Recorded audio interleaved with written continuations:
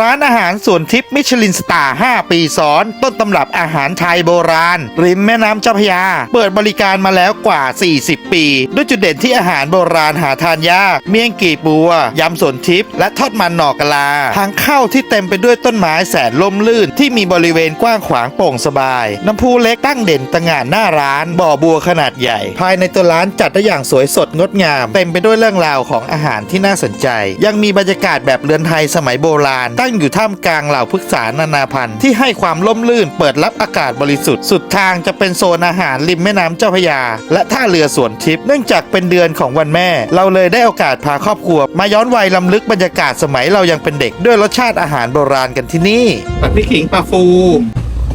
ต้มตำไหลบัวยำสวนทิพย์อาหารโบราณต้องให้คนโบราณชิมอร่อยไหมลองดูดิโบราณนะต้มตำไหลบัวด้วยปลากระพงยำมะม่วงอันนี้ชื่อใบอะไรนะพี่ใบอันต่างๆนี่คือใบแซบลายนะครับผม อ๋อ เขียวนี่ก็เป็นหัวพริกเคสนะครับอันนี้ก็เป็นกระสังเนี่ย กระสังกินได้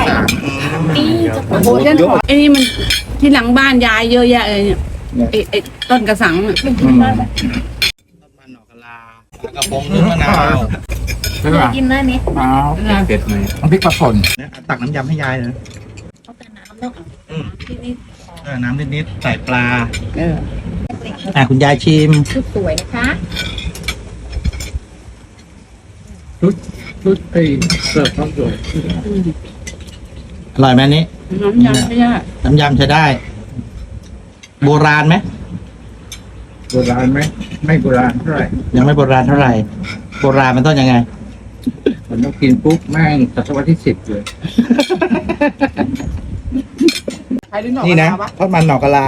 ต้องเห็นเป็นหน่อๆนะไม่ใช่วิญญาณหน่อ ถูกต้อง ส่วนมากเราจะเจอวิญญาณ ไม่ใช่หรอก ไม่มีชื่อ มีแต่ชื่อนะ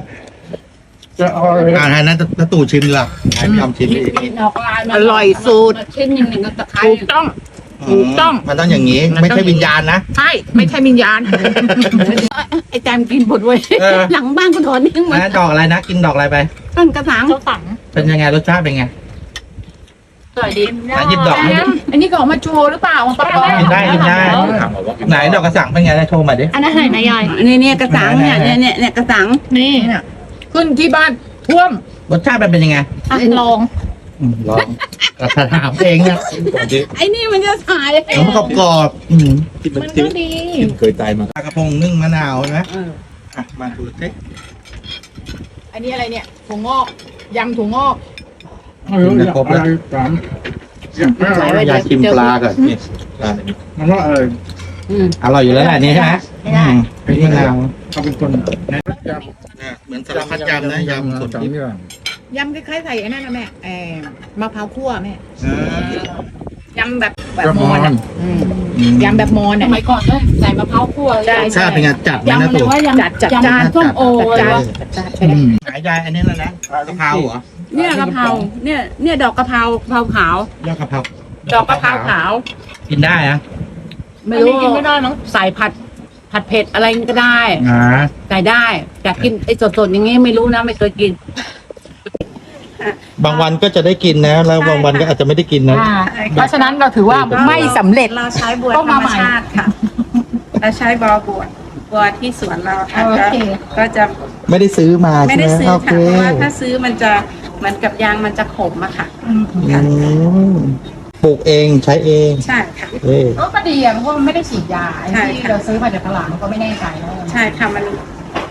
รสชาติมันจะไม่เหมือนบัวที่บอกเราอะค่ะ มันจะออกขมแล้วยางมันจะเยอะค่ะ อืม